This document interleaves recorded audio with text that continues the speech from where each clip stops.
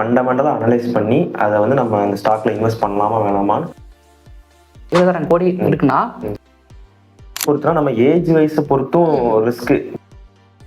Market கேப்புக்கு அடுத்து நீங்கள் இந்த இதை ஃபோக்கஸ் பண்ணலாம் சொல்லலாம். அப்புறம் உங்களுக்கு வந்து மேரிகோ சொல்லலாம், அச்சீவல்.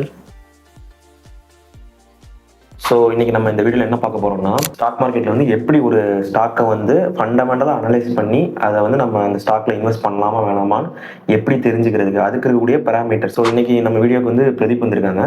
வெல்கம் டு காசு பத்திரம் சேனல்.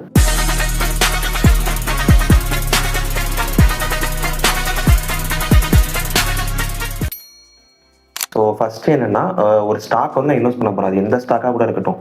அதுல வந்து இப்போ ஒரு கிட்டத்தட்ட ஒரு 8 to 10 ஃபண்டமெண்டல் இருக்குது, வேல்யூஸ் இருக்கு. அதை நம்ம செக் பண்றோம். ஸோ அது வந்து இப்போ ஃபர்ஸ்ட் பாத்தீங்கன்னா மார்க்கெட் கேப், அதுனா என்ன, அது எப்படி இருந்தா நம்ம அந்த ஷேர்ல இன்வெஸ்ட் பண்ணலாம். இப்போ நம்ம ஒவ்வொரு ஸ்டாக்லையும் எந்த புரோக்கரா இருந்தாலும் அதுல வந்து ஃபண்டமெண்டல்ல அந்த 10 பாயிண்ட் 8 to 10 டிஃபர் ஆகும், அது போட்டிருப்பாங்க. அதுல மார்க்கெட் கேப்பும் முக்கியமானது தான். அதுல வந்து பாத்தீங்கன்னா இன் க்ரோஸ்ல போட்டிருப்பாங்க, சிஆர் அப்படின்னு வச்சிருப்பாங்க. அது என்ன குறிக்குது அப்படின்னா, இப்போ ஒரு கம்பெனி இருக்கு, லெட்ஸ் சே கம்பெனி ஏ.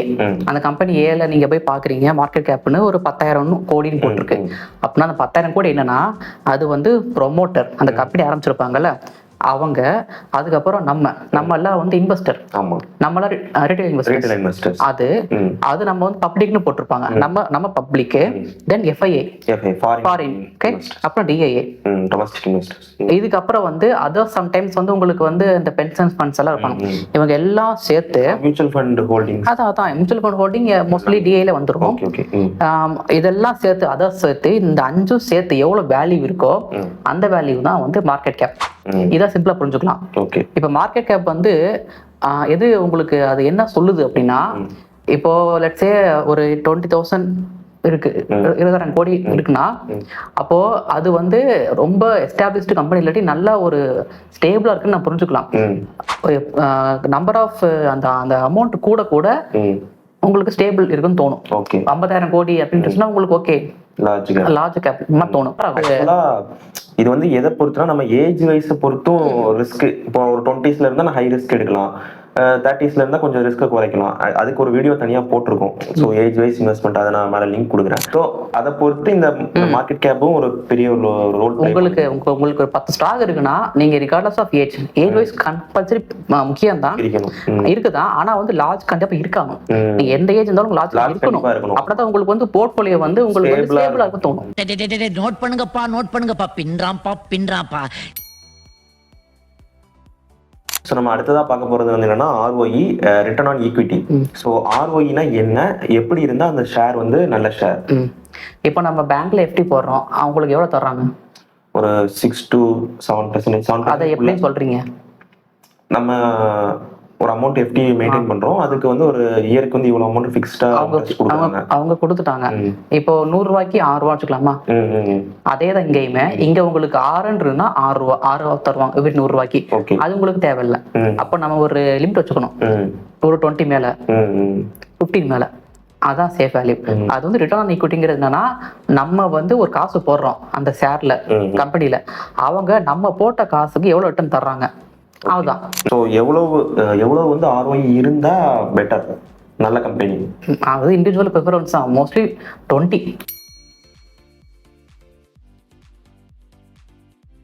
வந்து EPS, ஏர்னிங் பெர் ஷேர்.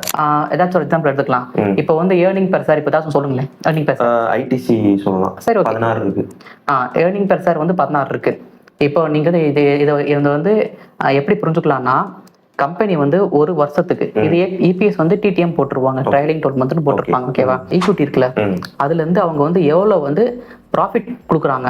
அப்போ 16 வந்து அவங்க வந்து ஒவ்வொரு ஷேருக்கும் அவங்க வந்து நான் ஒரு ஷேர் வாங்குறேன்னா அந்த ஷேருக்கு அவங்க வந்து ஒரு அந்த ட்ரைலிங் 12 மந்த்ல அவங்க வந்து 16 ரூபா வந்து உங்களுக்கு வந்து ஏற்படுத்தி தர்றாங்க. அதாவது which means நீங்க எவ்ரி இயர் 16 ரூபா உங்களுக்கு வந்து கொடுத்தே வராங்க. அப்படி வச்சுக்கலாம். என்ன பங்கா 9 பேர் ஏறாங்கல்ல, அவங்க பூரா பணத்தை வசூல் பண்ணி அதை சரி பங்கா பிரிச்சு 10,000 ஏறவனுக்கு சரி பாதியா கொடுக்கறதுக்கு பதிலா சேர் ஆட்டம். அதே மாதிரி வந்து EPS வந்து உங்களுக்கு வந்து என்ன ஆகணும்னா அது இன்க்ரீஸ் ஆகிட்டே போகணும். P/E ratio. இதுதான் வந்து நீங்க ஒரு ஸ்டாக் நீங்க வந்து பாக்குறீங்கன்னா மார்க்கெட் கேப்புக்கு அடுத்து நீங்க இந்த இதை ஃபோக்கஸ் பண்ணலாம். ஏர்னிங் பெர் ஷேர் என்ன சொல்லிட்டேன், ஒரு வருஷத்துக்கு நீங்க போடுற ஒரு ஷேர், நீங்க ஒரு ஷேர் வாங்குறீங்க ஒரு கம்பெனில, அவங்க கூட எவ்வளவு தர்றாங்க ரிட்டர்ன், அப்ப 10,000 தர்றாங்களா, வந்துட்டாங்க. இப்போ எனக்கு வந்து பிங்கிறது என்னன்னா, இந்த ஸ்டாக் வந்து சீப்பா இருக்கா, அண்டர் வேல்யூ இருக்கா, இல்ல ஃபேர் வேல்யூடா, ஓவர் வேல்யூடான்னு பாக்குறதுக்கு தான் PE ரொம்ப முக்கியம். இது இம்பார்ட்டன்ட், ரொம்ப முக்கியமானது. சோ P/E ரேஷியோ வந்து 17.99 18 வச்சுக்கலாம். இப்போ 16 சொன்னீங்களா ஏர்னிங் பெர் ஷேர், அந்த 16ம் இப்போ இதான் earning per share, price to earning per share தான் P/E யோட ஃபுல் ஃபார்ம். பிரைஸ் இப்போ எவ்வளவு இருக்கும் ஐடிசிக்கு? 301 ரூபா. அது டிவைடட் பை இந்த ஏர்னிங் EPS 16.7. அது வெயிட் பண்ணா வந்துரும். இப்போ P தெரிஞ்சு போச்சு. இப்போ இது வேல்யூஸ் எப்படின்னு பார்க்கணும். ஐ மீன் ஓவரா, ஃபேரா, அண்டரா. அதுக்கு நமக்கு ஐடிசி பத்தாது. ஐடிசி என்ன செக்டார்? FMCG sector. அப்ப FMCG உடைய PE தெரிஞ்சா தான் நமக்கு தெரியும். அதே இதுல இண்டஸ்ட்ரி PE போட்டிருப்பாங்க. ஆமா, இண்டஸ்ட்ரி PE பாத்தீங்கன்னா 18.43 18. இப்போ இது எவ்வளவு இருக்கு? 17.99. Fair valued. ஆனா மத்த காம்படிட்டரோட PE பாத்தீங்கன்னா அதிகமா இருக்கும். இத ரெண்டு விதமா நம்ம கம்பேர் பண்ணலாம். ஒன்னு இண்டஸ்ட்ரி PE-யோட கம்பேர் பண்ணிக்கலாம் வெர்சஸ் அவங்களுடைய காம்படிட்டர்ஸ். ரெண்டு பேருக்கு நடுவுல தான் போட்டியே சொல்லலாம். அப்புறம் உங்களுக்கு வந்து மேரிகோ சொல்லலாம், அச்சீவல், ஜோதி, டாடா கன்சியூமர் இருக்காங்க. இதெல்லாம் பாக்குறப்ப உங்களுக்கு இதுதான் சீப்பா தெரியும். ஏன்னா அவங்க எல்லாம் பார்த்தா அந்த இண்டஸ்ட்ரியல் PE வந்து கொடுத்துருக்கிறது எவ்வளவு கொடுத்துருக்கோம், ஒரு 18.43, அதை விட அதிகமா இருக்கும். ஆனா இப்போ வந்து P/E ரேஷியோ கொஞ்சம் வந்து ஈக்குவலா இருக்கு. அதனால இது ஃபேர்லி வேல்யூடா இருக்கு. இப்போ ஐடிசியோட PE வந்து 17னா I am paying 17 rupees per year to earn 1 rupee in return. நான் 17 ரூபா கொடுக்குறேன், திரும்ப அந்த கம்பெனி எனக்கு 1 ரூபா தர்றாங்க. இதுதான் PE-யோட மேஜிக். PE வந்து 10 ரூபா வச்சு பாருங்க, நான் போறது 1 லட்சம். ஆஃப்டர் 10 இயர்ஸ் நான் என்னோட முதல்ல எடுத்துருவேன்.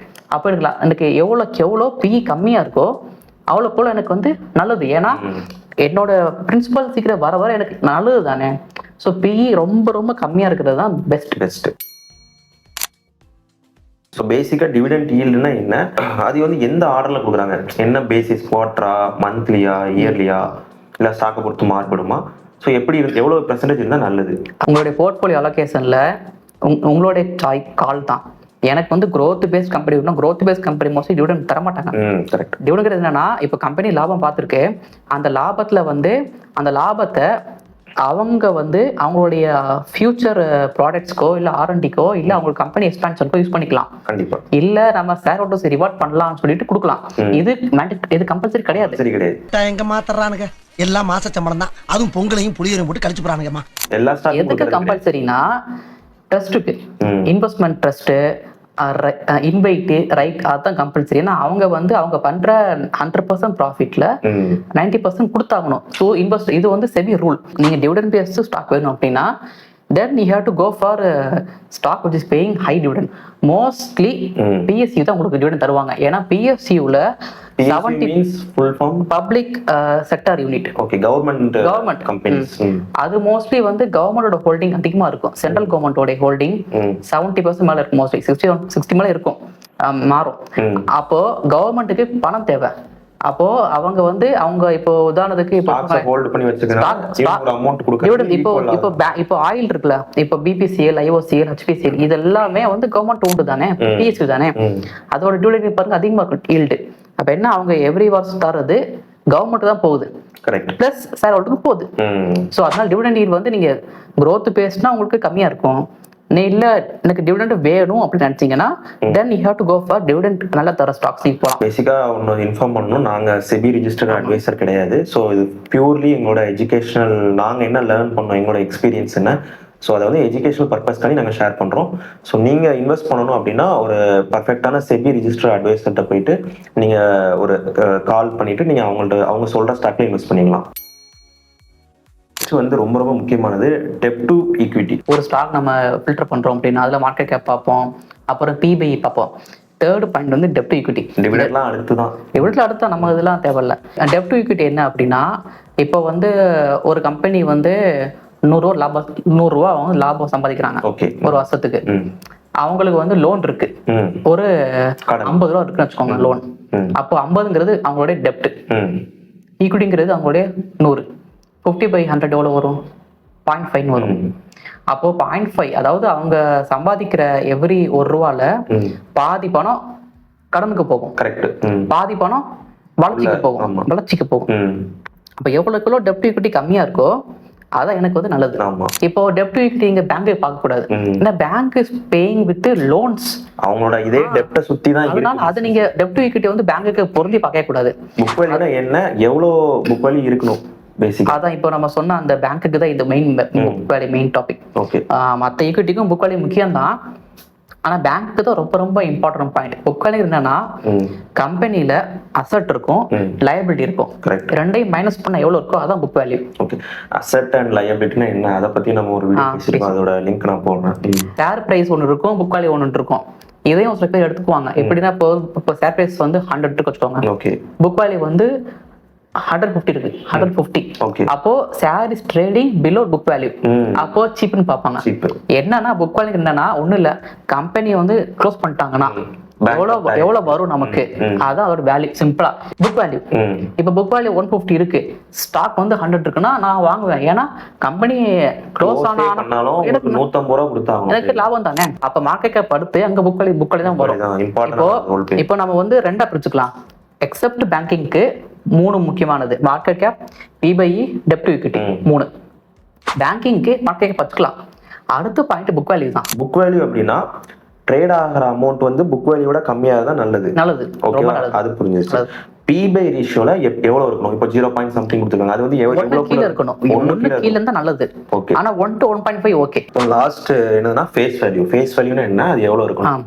இப்போ கம்பெனி வந்து லிஸ்டிங் இருக்குல்ல, அது நம்ம வீடியோ பேசிருக்கோம். IPOன்னு சொல்லுவாங்க, இனிஷியல் பப்ளிக் ஆஃபரிங் அப்படின்னு. அது என்னன்னு அப்படின்னா ஒரு ஷேர் வந்து பப்ளிக்கு லிஸ்டிங்க்கு வருது. IPO வந்துருச்சுன்னா நம்ம அந்த ஷேரை மற்ற ஷேர் மாதிரி அதை ட்ரேட் பண்ணலாம். ஓகே. இப்போ ட்ரேட் பண்றப்போ IPO வந்து அவங்க வந்து நிறைய ஸ்டெப்ஸ் ரூல்ஸ் இருக்கு. அதுல ஃபைல் பண்றப்போ, அதாவது செபிட்ட ஃபைல் பண்றப்போ அவங்க வந்து கம்பெனிக்கு ஒரு ஃபேஸ் வேல்யூ கொடுத்துருப்பாங்க. IPO ஃபைல் பண்றப்போ அதுதான் இந்த ஃபேஸ் வேல்யூ. இது எங்க யூஸ் ஆகும் அப்படின்னா ஃபேஸ் வேல்யூ வந்து இந்த ஸ்பிளிட்டு, இந்த போனஸ் இருக்குல்ல, அதெல்லாம் வந்து இந்த ஃபேஸ் வேல்யூ வந்து ரொம்ப முக்கியமா வந்து இது பண்ணுவாங்க, பார்ப்பாங்க. வேல்யூ வந்து கம்பெனியோடைய IPO வர்றப்போ கொடுத்துருக்க வேல்யூ. இது யார் தருவோம்னா கம்பெனியோட ஓனர். இப்ப நான் கம்பெனியை லிஸ்ட் பண்றேன்னா நான் தருவேன் 10 ரூபா அப்படின்னு. 10 ரூபா வர்றப்போ அது அப்படியே இருக்கும். எப்ப மாறும்னா ஸ்பிளிட்டு, போனஸ் அதுல மாறும்.